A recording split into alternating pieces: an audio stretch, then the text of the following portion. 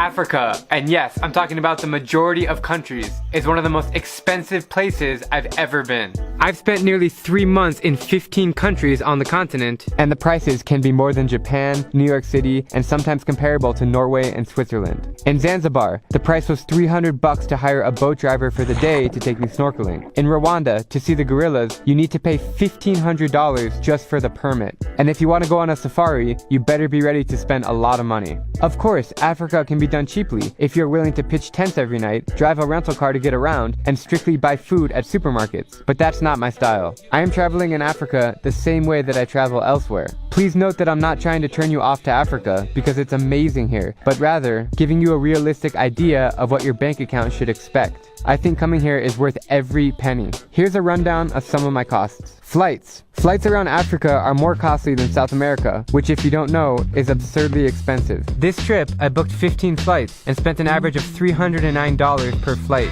Going to Africa! Thankfully, I was able to use my points to cover most of them. Hotels. Hotels can be outrageous, and they mark up prices because they can. Any clean private room with decent Wi-Fi, hot water, a desk, etc. will run you upwards of $100 a night. Checking into our hotel, sleeping in traditional huts tonight. Many times, even at nicer hotels, I was charged $10 per 150 megabytes of Wi-Fi, which I used up in 10 minutes. Visas. If you're from the States, or from most countries outside of Africa, then you'll need to get visas for each country either beforehand or on arrival. Just crossed into Uganda, got my visa right here, and ready to go. For me, they have ranged from $30 to $150. On my current trip, I spent a total of $950 on visas.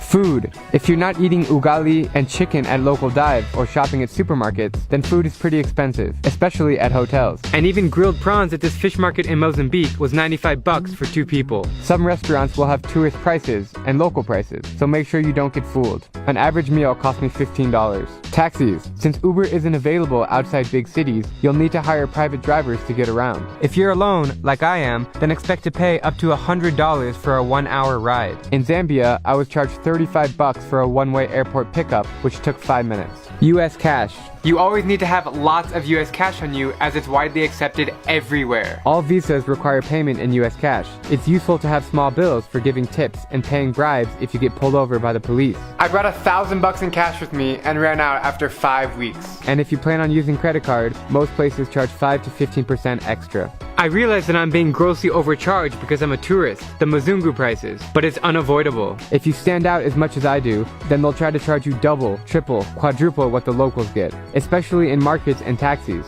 You can try to bargain all you want, and I consider myself a damn good bargainer. Alright, I'll give you $600 for both pairs. But most won't budge, and especially if they get aggressive, just pay it. Altogether, the amount I am spending on this 2-month trip to Africa can take me around Southeast Asia for 6 months. But the experience here is priceless, and I wouldn't take it back for anything. As I said earlier, I'm not trying to turn you off to coming to Africa, as I think it's truly amazing and life-changing. I'm just giving you a realistic look at travel expenses.